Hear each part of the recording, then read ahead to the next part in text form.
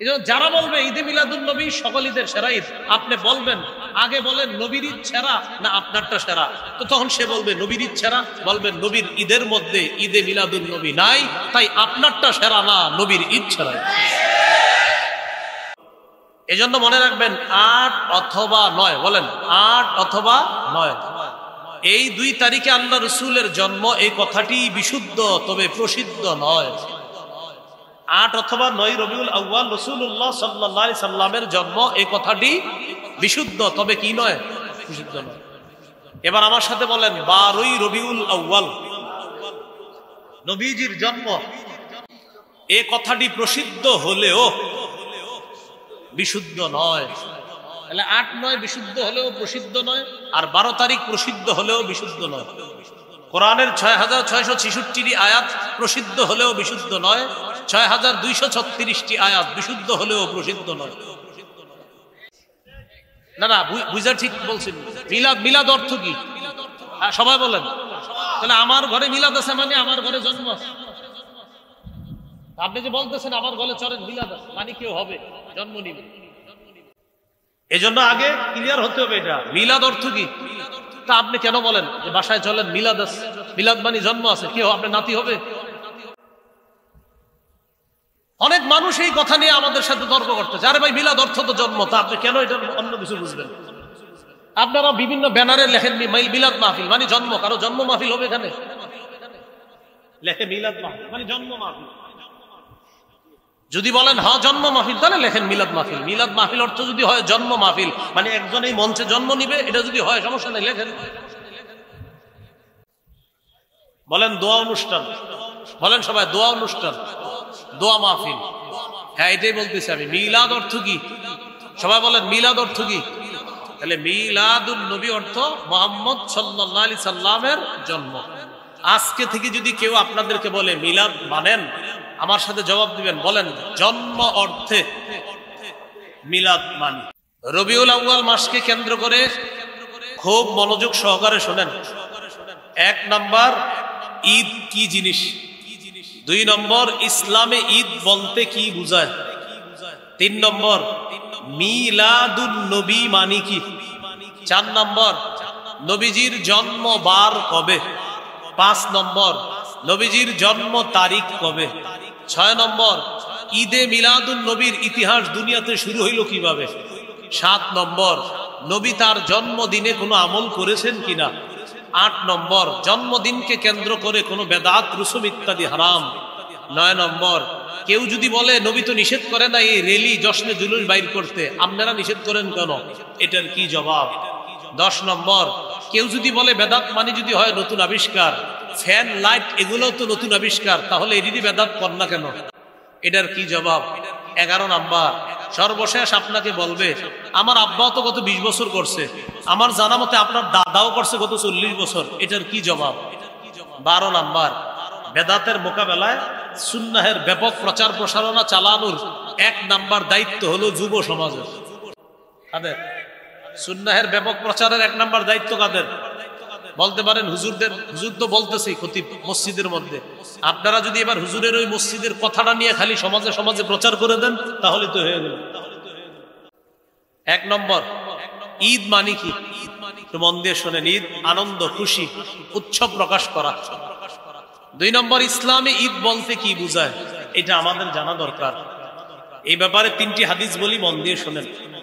আবু দাউদের ১১৩৪ নম্বর হাদিস, আনাস ইবনে মালিক রাদিয়াল্লাহু তাআলা আনহুর বর্ণনা, তিনি বলেন قدم رسول الله صلى الله عليه وسلم المدينة ولهم يومان يلعبون فيهما। রাসূলুল্লাহ সাল্লাল্লাহু আলাইহি সাল্লাম মদিনায় আগমন করলেন। মদিনাবাসী তখন ২ দিন, এমন ২ দিন ছিল যেই ২ দিনে তারা খেলাধুলা করত। فقال رسول الله صلى الله عليه وسلم ما هذان اليومان। নবী তাদেরকে জিজ্ঞাসা করলেন, আচ্ছা এই ২ দিন যে তোমরা খেলাধুলা করো এটা কি, কেন খেলাধুলা করো? তারা জবাব দিল, কুন্না নালআবু ফীহিমা ফিল জাহিলিয়া। আমরা মূর্খতার যুগে এই ২ দিনে খেলাধুলা করতাম, তাই এখনো খেলাধুলা করি। فقال رسول الله صلى الله عليه وسلم إن الله قد أبدلكم بهما خيرا منهما يوم الأضحى ويوم الفطر রাসূলুল্লাহ সাল্লাল্লাহু আলাইহি সাল্লাম বললেন, অতীতের যে দুই দিনে খেলতা এটা ভুলে যাও, আল্লাহ তাআলা তোমাদেরকে ওই দুই দিনের পরিবর্তে ঈদুল ফিতর এবং ঈদুল আজহা নামে অতি উত্তম দুটি ঈদের দিন আল্লাহ তোমাদেরকে দান করেছেন। তাহলে ইসলামে মুসলমানদের ঈদ কয়টা? আবার বলেন, মুসলমানদের ঈদ কয়টা? দুইটা। এখন আমি আপনাদের কাছে একটু জানতে চাই, নবীজি সাল্লাল্লাহু আলাইহি সাল্লাম যেই ঈদ পালন করেছেন ওই ঈদটা সেরা নাকি আমরা যে ঈদ পালন করব সেটা সেরা? নিঃসন্দেহে নবীজিটা সেরা, নবীজির সাথে যারা পড়ছে ওইটা সেরা। এখন অনেক জায়গায় দেখবেন দেয়ালে লেখা, অথবা অনেক মানুষ আপনাদেরকে বলবে সকল ঈদের ঈদ ঈদে মিলাদুন নবী, সকল ঈদের সেরা ঈদ ঈদে মিলাদুন নবী। আমি শ্রদ্ধার সাথে তাদের এই কথা গ্রহণ করে বলি, আপনি যে বললেন সকল ঈদের সেরা ঈদ ঈদে মিলাদুন নবী, আপনার এই কথাটা শ্রদ্ধার সাথে গ্রহণ করে আমি বলি, আপনি যেই ঈদ পালন করেন এটার যদি সকল ঈদের সেরা ঈদ হয়, আমরা বলবো আমার নবী যেটা পালন করছে সেটা হবে সকল ঈদের সেরা ঈদ। এখন কথা হলো আপনারা যেটা করেন সেটা আমার নবী করছে কিনা? জবাব হলো না। অতএব আমার নবী যেই ঈদ করছে সেটাই সেরা ঈদ, আপনাদেরটা যেটা এটা সেরা ঈদ না। কোথাও যদি দেখেন লেখা আছে ঈদে মিলাদুন নবী সকল ঈদের সেরা ঈদ, আপনি নিচে লিখবেন, প্রিয় ভাইয়া শ্রদ্ধার সাথে আমিও আপনাকে বলছি, আপনি বলছেন আপনার ঈদ সকল ঈদের সেরা ঈদ, আমি নিচে লিখে দিলাম আমার নবীর ঈদ সকল ঈদের সেরা ঈদ। আপনি খালি আগে এইভাবে বলবেন, যেমন আমরা দুজন, উনি বলতেছি ঈদে মিলাদুন নবী সেরা ঈদ, আমি বলতেছি নবীরটা সেরা ঈদ। টেনশনে পড়ে গেছে, নবীর ঈদ আর ঈদে মিলাদুন নবী কোনটা? আমি বলতেছি আপনি কোনটা? আমি ঈদে মিলাদুন নবী সেরা ঈদ বলি। মানি কোনটা? ওই যে 12 রবিউল আউয়ালে আমরা একটু আনন্দ উল্লাস করবো, ঘুরবো ফিরবো, খামু শেষে বৃষ্টি ইত্যাদি, যাই হোক এটা হোক। উনি বলতেছে ঈদে মিলাদুন নবী এটা হলো সকল ঈদের সেরা ঈদ। তা আমি বললাম ঠিক আছে, আপনার কথা শ্রদ্ধার সাথে গ্রহণ করে বলছি আমার নবীরটা সেরা ঈদ। উনি কয় নবীর ঈদ মানি? আমি বলি নবী যে ঈদ করছে। তখন বলতেছে নবী যে ঈদ করছে সেটা কোন ঈদ? আমি বললাম সেটা দুই ঈদ। এখন উনি বলতেছে আমি যেটা করি, আমি বললাম এটা আপনাদের বানানো ঈদ। এখন বলে সেরা কোনটা? আমি কই নবীরটা। আমি খালি প্রশ্ন করবেন, আপনি আগে বলেন নবীরটা সেরা না আপনারটা সেরা। টেনশনে পড়ে যাবে যদি বলে আমারটা, টেনশন। এই জন্য যারা বলবে ঈদে মিলাদুন নবী সকল ঈদের সেরা ঈদ, আপনি বলবেন আগে বলেন নবীর ঈদ সেরা না আপনারটা সেরা। তো তখন সে বলবে নবীর ঈদ সেরা, বলবেন নবীর ঈদের মধ্যে ঈদে মিলাদুন নবী নাই, তাই আপনারটা সেরা না, নবীর ঈদ সেরা। এটা হলো ঠান্ডা মাথায় বলতে হবে। এবার বলতে হবে যে আপনার ঈদ সেরা না নবীরটা সেরা। তো তুই টেনশনে পড়ে যাবে, কারণ আশিক রাসূল হইলেও এটাই বলতে হবে যে নবীর ঈদ সেরা ঈদ। তখন বলবেন নবীর ঈদের মধ্যে আপনাদের এই ঈদটা পাওয়া যায় না, অতএব আমার নবীর ঈদ সেরা ঈদ। এটা আপনিও বললেন, আর আমরা তো স্বীকারই করি আমাদের নবীর ঈদ সকল ঈদের সেরা ঈদ। আল্লাহ আমাদেরকে এই কথাগুলো বুঝে শুনে আমল করার তৌফিক দান করেন। বলেন ইসলামী ঈদ কয়টা? সহিহ বুখারীর বর্ণনা 963 নম্বর হাদিস। হাদিসের বর্ণনাকারী আব্দুল্লাহ ইবনে ওমর রাদিয়াল্লাহু তাআলা আনহুমা তিনি বলেন, কানা রাসূলুল্লাহ সাল্লাল্লাহু আলাইহি ওয়াসাল্লাম ওয়া আবু বকর ওয়া উমর ইউসাল্লুনাল ঈদাইন ক্বাবলাল খুতবাহ। আব্দুল্লাহ ইবনে ওমর রাদিয়াল্লাহু তাআলা আনহুমা বলেন, রাসূলুল্লাহ সাল্লাল্লাহু আলাইহি ওয়াসাল্লাম, আবু বকর, ওমর তারা সকলেই খুতবার আগে দুই ঈদের নামাজ আদায় করতেন। বলেন তো খুতবার আগে নবী কয় ঈদের নামাজ পড়তেন? আবু বকর সিদ্দিক কয় ঈদের নামাজ পড়তেন? ওমর ফারুক রাদিয়াল্লাহু তাআলা আন কয় ঈদের নামাজ পড়তেন? দুই ঈদের। অতএব ঈদ কয়টা? দুইটা। আবু দাউদের 1148 নম্বর হাদিস। এই হাদিসের মধ্যে আসছে জাবির ইবনে সামুরা রাদিয়াল্লাহু তাআলা আনহুর বর্ণনা, তিনি বলেন, সাল্লাইতু মা'আন নবী সাল্লাল্লাহু আলাইহি ওয়াসাল্লাম গায়রা মাররাতিন ওয়ালা মাররাতাইনি আল ঈদাইনি বিগাইরি আযানিন ওয়ালা ইকামা। জাবির ইবনে সামুরা রাদিয়াল্লাহু তাআলা আনহু বলেন, আমি একবার দুইবার নয় অসংখ্য অগণিত বার আযান এবং ইকামত ছাড়া রাসূল সাল্লাল্লাহু আলাইহি সাল্লামের সাথে দুই ঈদের নামাজ আদায় করছি। তাহলে নবীজির সাথে জাবির ইবনে সামুরা সাহাবী কয় ঈদের নামাজ পড়ছে? দুই ঈদের। অতএব ইসলামে মুসলমানদের ঈদ কয়টা? দুইটা। 3 নাম্বার কথা, মিলাদুন নবী মানে কি? মিলাদ অর্থ হলো জন্ম। আন নবী মানে মুহাম্মদ সাল্লাল্লাহু আলাইহি ওয়াসাল্লাম। মিলাদুন নবী অর্থ হলো মুহাম্মদ সাল্লাল্লাহু আলাইহি ওয়াসাল্লামের জন্ম। আমাদের সমাজে যদি কাউরে বলেন আপনি মিলাদ আছে, যদি বলেন ঘরে মিলাদ আছে, তখন তার মাথায় আসে যে ঘরে গিয়ে কিছু কাজ করতে হবে, করার পর একটা দোয়া আছে, দোয়ার পরে বিরিয়ানি আছে অথবা জিলাপি আছে। আমাদের সমাজে যদি কাউকে বলেন যে ভাই ঘরে মিলাদ আছে, তো আপনি বুঝবেন কি জানেন? ঘরে মিলাদ মানে ওখানে যাবো, যাওয়ার পরে কিছু ঘটনা ঘটবে, এরপর হুজুর একটা মুনাজাত দিবে, তারপর হয়তো এটা, কিন্তু আপনার আমি শ্রদ্ধার সাথেই বলতেছি না, আবার অন্যভাবে নিয়েন না, মানে আমাদের সমাজে এটারই মিলাদ মনে করে। আমারে যদি কোনো সময় কেউ বলেন হুজুর ঘরে আসেন মিলাদ আছে, তো আমি বলবো মিলাদ আছে তো আমারই নিবেন কেন? যদি বলে তো কারে নিব? আমি বলবো মিলাদ মানি তো জন্ম, মানে আপনার কি ছেলে হবে না মেয়ে হবে না নাতি নাতনি হবে সেটা তো আমি জানি না। ওই ধাত্রী মা যারা আছে, জন্ম নিলে সন্তান জন্মগ্রহণ করার সময় যাদেরকে কাজে লাগে, ওই ডাক্তার বাক্তার কাউরে নিয়ে যান না। না বুঝা ঠিক বলছেন। মিলাদ, মিলাদ অর্থ কি সবাই বলেন? তাহলে আমার ঘরে মিলাদ আছে মানে আমার ঘরে জন্ম আছে। আপনি যে বলতেছেন আমার ঘরে চলেন মিলাদ আছে মানে কেউ হবে, জন্ম নিবে। এই জন্য আগে ক্লিয়ার হতে হবে এটা মিলাদ অর্থ কি। তা আপনি কেন বলেন যে বাসায় চলেন মিলাদ আছে, মিলাদ মানে জন্ম আছে, কেউ আপনার নাতি হবে? অনেক মানুষ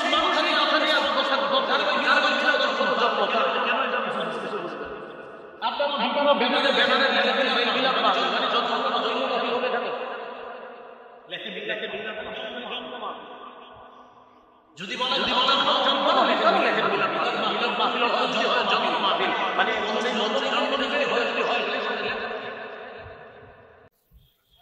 বলেন দোয়া অনুষ্ঠান, বলেন সবাই দোয়া অনুষ্ঠান, দোয়া মাহফিল। হ্যাঁ এটাই বলতেছি আমি। মিলাদ অর্থ কি সবাই বলেন? মিলাদ অর্থ কি? তাহলে মিলাদুন নবী অর্থ মুহাম্মদ সাল্লাল্লাহু আলাইহি সাল্লামের জন্ম।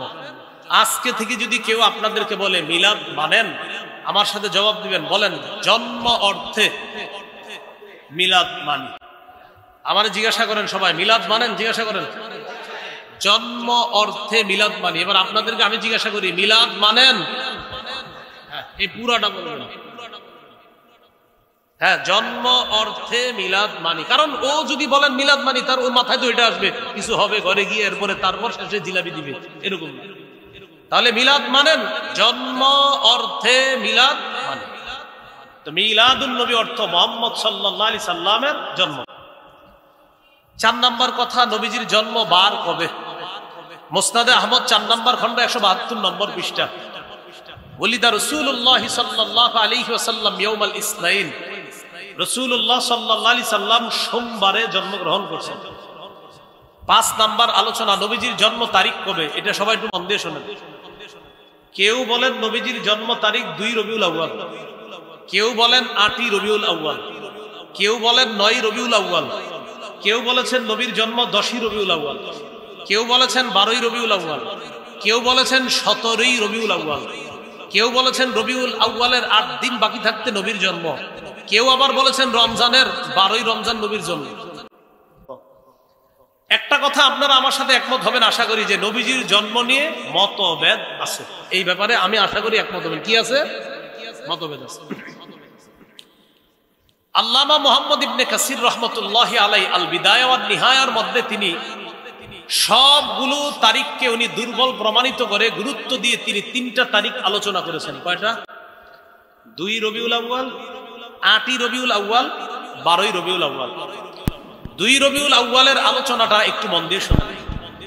মুহাম্মদ ইবনে সাদ তাবকাতে ইবনে সাদের মধ্যে আছে, তিনি তার উস্তাদ ওয়াকিদি থেকে বর্ণনা করেছেন, ওয়াকিদি তার উস্তাদ আবু মাশার থেকে বর্ণনা করেছেন। আমার দিকে তাকান, এই যে এদিক তাকান সবাই। এই উনি হলেন আমার উস্তাদ, ওনার থেকে আমি একটা বর্ণনা করেছি, আমি ওনার ছাত্র। আবার আমি তার কাছে বর্ণনা করছি, তিনি আমার ছাত্র। তাহলে তার উস্তাদ আমি আর আমার উস্তাদ তিনি। এতটুকু বুঝছেন সবাই? এটাকে বলে সূত্র। বলেন কি বলে? তাহলে সূত্রে তিনি আমার উস্তাদ, আমি তার ছাত্র।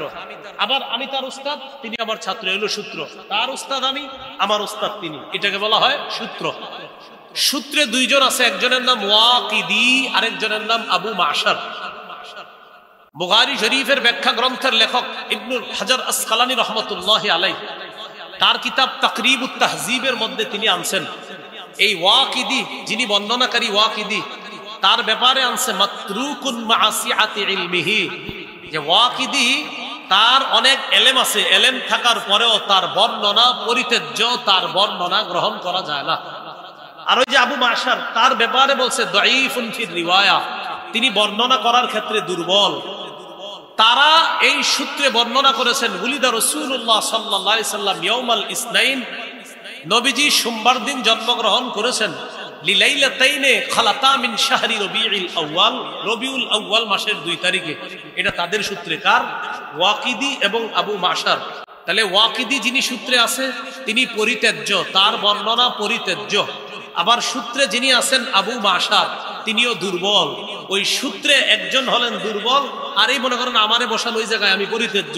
এই দুইজন সূত্রে থাকার কারণে 2 রবিউল আউয়ালের বর্ণনাটিও দুর্বল, এটা গ্রহণ করা যায় না। এটা আপনারা আলেম ছাড়া অন্যরা বুঝছেন তো সবাই।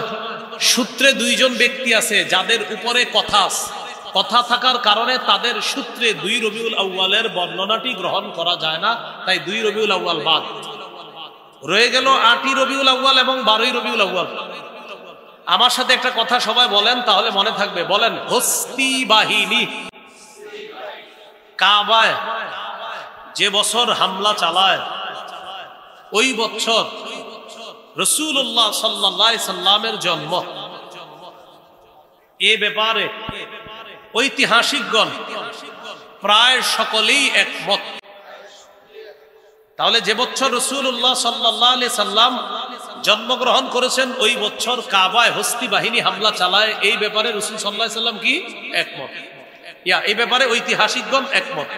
এবার বলেন, কাবায় হামলা চালানোর 50 দিন পর রাসূলুল্লাহ সাল্লাল্লাহু আলাইহি সাল্লাম জন্মগ্রহণ করেছেন। বলেন তো, কাবায় হস্তি বাহিনী হামলার কয়দিন পর নবীর জন্ম? এবার হিসাবটা আমরা বের করে নিই। মুহররম মাসের 13 দিন বাকি থাকতে কাবার উপর হামলা হয়। তাহলে মুহররমের 13 দিন পেয়ে গেলাম। পরের মাস সফর মাস, সফরের 30 দিন নেন, মুহররমের 13 দিন 43 দিন। রবিউল আউয়াল মাস হলো সফর মাসের পরের মাস। রবিউল আউয়ালের 7 দিন যাওয়ার পর, এরপর সূর্য ডুবার সাথে সাথে হয়ে যায় 8ই রবিউল আউয়াল। তাহলে আগের 43 আর পরের 7, এ হলো 50 দিন। এর মানে কাবায় হামলা চালানোর 50 দিন নবীর জন্ম, মানে 8ই রবিউল আউয়াল আল্লাহ রাসূল দুনিয়াতে জন্মগ্রহণ করছেন। কাবায় হস্তি বাহিনী হামলা চালানোর 50 দিন পর নবীজির জন্ম। তো কাবায় হামলা চালানোর 50 দিন পর নবীর জন্ম হিসাব করলে বের হয় 8ই রবিউল আউয়াল। পৃথিবীর বিখ্যাত উলামায়ে কেরাম, বিশুদ্ধ উলামায়ে কেরাম, নির্ভরযোগ্য উলামায়ে কেরামের অভিমত হলো আল্লাহ রাসূলের জন্ম 8ই রবিউল আউয়াল। এই কথাটি বিশুদ্ধ। গাণিতিক হিসাবে কেউ কেউ বলেন নবীর জন্ম 9ই রবিউল আউয়াল। এজন্য মনে রাখবেন 8 অথবা 9। বলেন 8 অথবা 9, এই 2 তারিখে আল্লাহ রাসূলের জন্ম। এই কথাটি বিশুদ্ধ, তবে প্রসিদ্ধ নয়। 8 অথবা 9 রবিউল আউয়াল রাসূলুল্লাহ সাল্লাল্লাহু আলাইহি সাল্লামের জন্ম, এই কথাটি বিশুদ্ধ, তবে কি নয়? বিশুদ্ধ নয়। এবার আমার সাথে বলেন 12ই রবিউল আউয়াল নবীজির জন্ম। এই কথাটি প্রসিদ্ধ হলেও বিশুদ্ধ নয়। তাহলে 8, 9 বিশুদ্ধ হলেও প্রসিদ্ধ নয়, আর 12 তারিখ প্রসিদ্ধ হলেও বিশুদ্ধ নয়। কোরআনের 6666টি আয়াত প্রসিদ্ধ হলেও বিশুদ্ধ নয়, 6236টি আয়াত বিশুদ্ধ হলেও প্রসিদ্ধ নয়। বললাম, কোরআনের 6666টি আয়াত প্রসিদ্ধ হলেও বিশুদ্ধ নয়, 6236টি আয়াত বিশুদ্ধ হলেও প্রসিদ্ধ নয়। বিষয়টা। এবার আসেন 12ই রবিউল আউয়ালের এই বর্ণনা কারা করছে? আন সাঈদ ইবনে মিনা আন আফফান ইবনে মুসলিম আন জাবির ইবনে আব্দুল্লাহ ওয়া আব্দুল্লাহ ইবনে আব্বাস রাদিয়াল্লাহু তাআলা আনহুমা ওলিদা রাসূলুল্লাহ সাল্লাল্লাহু আলাইহি ওয়াসাল্লাম ইয়াউমাল ইসনাইন আস-সানি আশারা মিন শাহরি রবিউল আউয়াল। সাঈদ ইবনে মিনা, ওই আবার আমার দিকে তাকান, সূত্র। আমি হলাম ছাত্র সাঈদ ইবনে মিনা, এই উস্তাদের নাম আফফান ইবনে মুসলিম। তাদের সূত্রে বর্ণনা আল্লাহ রাসূল সাল্লাল্লাহু আলাইহি সাল্লামের জন্ম 12ই রবিউল আউয়াল। মজার ব্যাপার হলো সূত্রে যিনি ছাত্র তার নাম কি? সাইদ। বলেন সূত্রে ছাত্রের নাম কি? উস্তাদের নাম আফফান। বলেন সূত্রে ছাত্রের নাম, উস্তাদের নাম, আবার ছাত্রের নাম, উস্তাদের নাম। কোন বর্ণনার সূত্র এটা? 12ই রবিউল আউয়াল। মজার ব্যাপার হলো সাইদ যিনি ছাত্র তিনিও নির্ভরযোগ্য বর্ণনাকারী, আবার উস্তাদ যিনি আফফান তিনিও নির্ভরযোগ্য বর্ণনাকারী। তাহলে প্রশ্ন এসে যায় 12ই রবিউল আউয়ালের সূত্রে সাইদও নির্ভরযোগ্য, উস্তাদ আফফানও নির্ভরযোগ্য হলে বর্ণনাটি কেন নির্ভরযোগ্য নয়? 12ই রবিউল আউয়ালের বর্ণনায় সাইদ যিনি ছাত্র তিনিও নির্ভরযোগ্য, আবার উস্তাদ আফফান তিনিও নির্ভরযোগ্য। তো প্রশ্ন এসে যায় নির্ভরযোগ্য মানুষগুলা সূত্রে থাকার পরেও বর্ণনাটি কেন নির্ভরযোগ্য নয়? আপনারা আমার দিকে তাকায় যদি বয়ানটা শুনেন সহজে বুঝবেন কেন নির্ভরযোগ্য না বর্ণনাটা। দেখেন ছাত্রের নাম কি? সাইদের জন্ম 130 হিজরির পরে। বলেন সাইদের জন্ম কবে? তাহলে ভাই ছাত্রের জন্ম কবে? 130 হিজরি পরে। বলেন ছাত্র সাইদ যিনি তার জন্ম কবে? উস্তাদের নাম কি? আফফানের মৃত্যু 110 হিজরিতে। আবার মন দিয়ে শোনেন, ওস্তাদ 110 হিজরিতে মারা গেছে, ছাত্র 130 হিজরির পরে জন্ম। ওলামা হযরতরা বুঝে ফেলছেন, অন্যরা মন দিয়ে আবার শুনেন। ওস্তাদ 130 হিজরিতে মারা গেছে, ছাত্রের জন্ম 130, ওস্তাদ 110 হিজরিতে মারা গেছে, তারও প্রায় 20 বছরেরও সময় পরে ছাত্রের জন্ম। কি বোঝা গেল? তারা ছাত্র উস্তাদি না। এই সূত্রকে বলা হয় বিচ্ছিন্ন সূত্র। বলেন কি বলা হয়? তাহলে উস্তাদ আর ছাত্র আসলে কি তারা উস্তাদ ছাত্র? এটাকে বলা হয় বিচ্ছিন্ন সূত্র। আরবিতে বলা হয় ইনকিতা, আর ইনকিতায়ের সূত্রকে বলা হয় মুনকাতি। আর মুনকাতি সূত্র নির্ভরযোগ্য দলিল হিসাবে গ্রহণযোগ্য নয়। তাই বর্ণনায় দুজন নির্ভরযোগ্য বর্ণনাকারী থাকলেও তাদের পরস্পরের সাক্ষাৎ না হওয়ার কারণে এই বর্ণনাটি নির্ভরযোগ্য নয়। ভাই হুজুররা ছাড়া অন্যরা যারা বুঝছেন তো আপনারা? তাহলে উস্তাদের মৃত্যু 110 হিজরিতে আর ছাত্রের জন্ম হয়েছে 130-এর পরে, তাহলে এরা উস্তাদ ছাত্র না। মাঝখানে কোনো ঝামেলা হয়ে গেছে, এই জন্য তাদেরকে আইনা এই সূত্র বানানো হলেও এই সূত্রটি নির্ভরযোগ্য নয়। তাই এই বর্ণনা নির্ভরযোগ্য নয়। এই জন্য 12ই রবিউল আউয়ালের বর্ণনাটি এটি প্রসিদ্ধ হলেও বিশুদ্ধ নয়, যদিও অনেকে এটার ব্যাপারে মতামত দিয়েছে। এটা হলো বয়ান করলাম। এলাকায় ঝগড়া থেকে বাঁচার জন্য কি করবেন? যেমন আজকের বয়ানের পরে আগামীকাল এই বিষয়ে হয়তো দুই দলের মধ্যে ঝগড়া হইতে পারে। ঝগড়া থেকে বাঁচার জন্য যেটা করবেন এটা হলো বুদ্ধি। আমার একটু জিজ্ঞাসা করেন, বলেন নবীর জন্ম কবে? জিজ্ঞাসা করেন। এবার ঝগড়া থেকে বাঁচার জন্য উত্তর দিতেছি। দেখেন নবীজির জন্ম 8 থেকে 12ই রবিউল আউয়ালের মাঝে যে কোনো একদিন। 8 থেকে 12ই রবিউল আউয়ালের মাঝে যে কোনো একদিন শিওর। হ্যাঁ শিওর। তাহলে এখন আর কেউ আর ঝগড়া করতে পারে? বলবো কোন কবে? আপনি বলবেন 8 থেকে 12-এর মধ্যে। 8 থেকে 12ই রবিউল আউয়ালের মাঝেই নবীজির জন্ম, এই কথা নিশ্চিত। এটা যদি আপনারে বলে, আমরা তো বললাম 8-এরও বর্ণনা আছে, 9-এরও বর্ণনা আছে, 10-এরও বর্ণনা আছে, 12-এরও বর্ণনা আছে। তো এই জন্য আপনি যদি চান যে না ঝগড়া করবেন না, তখন বলবেন 8 থেকে 12ই রবিউল আউয়ালের মাঝে যে কোনো একদিন। আপনি টেনশন করেন, আপনি কবে হলে খুশি হন এটা বলবেন। এ হলো ঝগড়া মুক্ত থাকবেন এইভাবে। এগুলো 6 নম্বর কথা, না 5 নম্বর কথা। 6 নম্বর কথা, ঈদে মিলাদুন নবী কিভাবে শুরু হলো?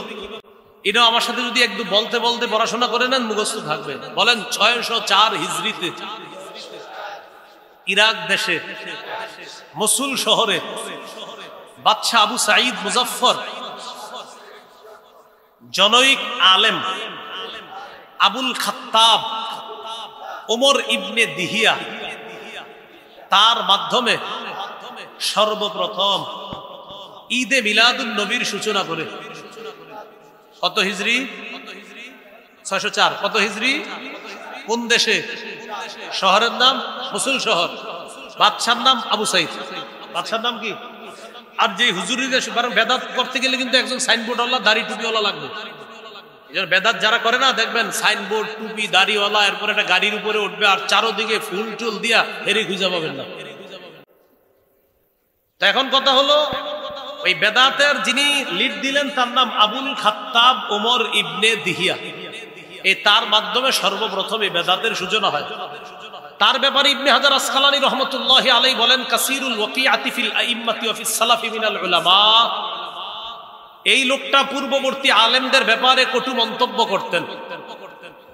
এই লোকটা পূর্ববর্তী আলেমদের ব্যাপারে উল্টাপাল্টা কথা বলতেন। এখন আপনারা তালাশ করে এমন অনেক লোক পাবেন যারা বেদাতীদের নেতৃত্ব দেয়, এরা দলিলে না পারলে সর্বশেষ হক্কানি আলেমদের নাম নিয়ে নিয়ে তাদেরকে গালি দেয়।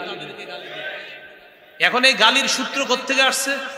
এই এলাকার ইমাম সাহেবরা আছেন, খতিব সাহেবরা আছেন, আপনাদেরকে গালি দিলে কষ্ট নিয়েন না। তাদের গুরুজি যিনি এই বেদাত আবিষ্কার করছে, গুরুর মুখের ভাষা ছিল খারাপ, তাই ওই সূত্রে তাদের অনুসারীদের মুখের ভাষাও খারাপ। এটা কষ্ট নেওয়ার কিছু নেই। তার ব্যাপারে ইবনে হাজার আসকালানী লেখছেন, খবিসুল লিসান, মুখের ভাষা ছিল খুব খারাপ। শাদীদুল কিবরি, প্রচন্ড অহংকার টাইপের মানুষ ছিল। মুতাহাবিরাম, দুর্বল প্রকৃতি, অলস প্রকৃতির মানুষ ছিল, আর খালি আলেমদেরকে গালিগালাজ করতে। আল্লাহ আমাদেরকে হেফাজত করে। 604 হিজরি পর্যন্ত দুনিয়াতে যেটা ছিল না সেটা আমরা করব না। সেটা করে হঠাৎ এটার নাম দেওয়া সকল ঈদের সেরা ঈদ। যদি কেউ বলে, আমরা বলবো আমাদের নবীরটা সেরা ঈদ। যদি বলে সকল ঈদের সেরা ঈদ, আমরা বলবো আমাদের নবীর ঈদ সকল ঈদের সেরা ঈদ। যদি বলে তাদেরটা সকল ঈদের সেরা ঈদ, সুন্দরভাবে এমনি বলবেন আমাদের নবীর ঈদ সকল ঈদের সেরা ঈদ। 7 নাম্বার, মিলাদুন নবী, মানে নবীজির জন্মদিনে কোনো আমল আছে কিনা। সহিহ মুসলিমের 1162 নম্বর হাদিস, সুইলা রাসূলুল্লাহ সাল্লাল্লাহু আলাইহি সাল্লাম আন সাওমি ইয়াউমিল ইসনাইন। রাসূলুল্লাহ সাল্লাল্লাহু আলাইহি সাল্লামকে সোমবার দিন রোজা রাখার ব্যাপারে জিজ্ঞাসা করা হলো।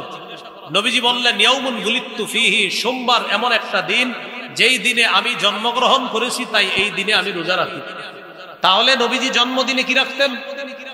সোমবার বছরে একদিন, সেটা হলো 12ই রবিউল আউয়াল। হ্যাঁ, সোমবার কি বছরে একদিন না সপ্তাহে একদিন? তাহলে নবীজি সাল্লাল্লাহু আলাইহি সাল্লামের জন্মদিনের আমলটা কি বাৎসরিক না সাপ্তাহিক? হ্যাঁ, এখন থেকে বলবেন নবীজির জন্মদিনের আমল এটা সাপ্তাহিক, প্রতি সোমবার রোজা রাখবা, তাহলে শ্রেষ্ঠ আশিক রাসূলের পরিচয় পেয়ে যাবে। 12ই রবিউল আউয়াল এটা শুধু নবীজির এক বছর কেন্দ্র করে না। এবার আপনারা বলেন, নবীজি তার জন্মদিনে কি খাইতেন না রোজা রাখতেন? এখন আপনারাই বলেন, এই যে বছরে একটা যেটা হয়, এটা কি রোজা রাখা হয়? আমি কিন্তু বলিনি, আপনারা বলতেছেন। কি করে? তাহলে নবীজি রাখতেন রোজা, আর আপনি কি আপনারাই বলতেছেন? আপনারাই বলবেন কি হয়? তাহলে নবীজি সাল্লাল্লাহু আলাইহি সাল্লাম রাখতেন রোজা, আর আপনি সেখানে রোজা না রেখে খাইতেছেন, এটা কেমন নবীর মহব্বতের পরিচয় দিলেন? আমি আবারও বলছি, রাসূল সাল্লাল্লাহু আলাইহি সাল্লাম পূর্ণাঙ্গ শরীয়ত দুনিয়ার মধ্যে রেখে গিয়েছেন। এই শরীয়তের মধ্যে বেদাতের নামে নতুন কিছু আবিষ্কার যারা করে, যারা করতেছে, অতীতে এখনো ভবিষ্যতেও তাদের বিরুদ্ধে আমাদের অবস্থান আছে, ছিল, থাকবে ইনশাআল্লাহ। আর ওই কথাটা কিন্তু বেশি প্রচার করবেন। প্রথম যেটা বলছি, আমরা আল্লাহর ওলির বিরুদ্ধে না, আল্লাহর ওলির কবরের বিরুদ্ধে না, কবর কেন্দ্র করে বেদাত, কুফর, শিরিক আর মেলার বিরুদ্ধে আমরা।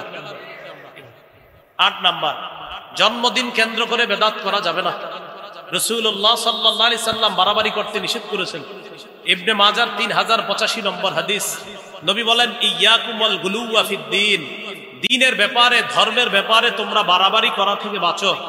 ফাইন্নাহু আহলাকা মান কানা ক্বাবলাকুম আল গুলুউ ফিদ্দীন, দ্বীনের ব্যাপারে বাড়াবাড়ি করার কারণে অতীতের জাতি ধ্বংস হয়ে গেছে, তোমরা এরকম করবা না। 9 নাম্বার, কেউ যদি বলে নবী তো এগুলা করতে নিষেধ করেন নাই, এক্ষেত্রে আমাদের জবাব হলো, নবী পূর্ণাঙ্গ শরীয়ত রেখে গিয়েছেন। সহিহ বুখারীর 2697 নম্বর হাদিসে নবী বলেন, মান আহদাসা ফি আমরিনা হাযা মা লাইসা ফীহি ফাহুয়া রাদ্দুন, আমাদের এই পূর্ণাঙ্গ শরীয়তের মধ্যে ইবাদতের নামে সওয়াবের আশায় কেউ যদি নতুন কিছু আবিষ্কার করে, এটা বেদাত, এটা প্রত্যাখ্যান করা হবে।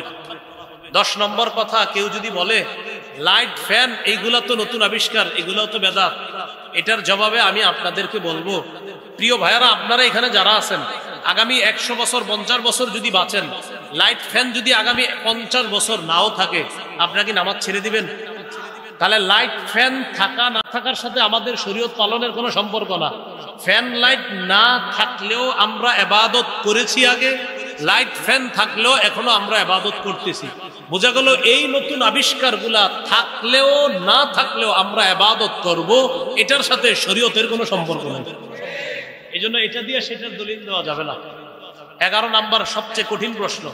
আপনি যখন সর্বশেষ আপনারা বলবে, বেটা তোর আব্বাও তো 20 বছর এই বেদাত করছে, আবার আপনারা বলতে পারে তোমার দাদাও এত বছর করছে, এই ব্যাপারে আপনি বলবেন আল্লাহ আমার দাদাকে মাফ করেন, আল্লাহ আমার আব্বাকে মাফ করেন, ভুল ভুল আমার 14 দুগুণে 28 দুষ্টিও যদি ভুল করে থাকে, ভুল ভুল ভুল কিয়ামত পর্যন্ত ভুল।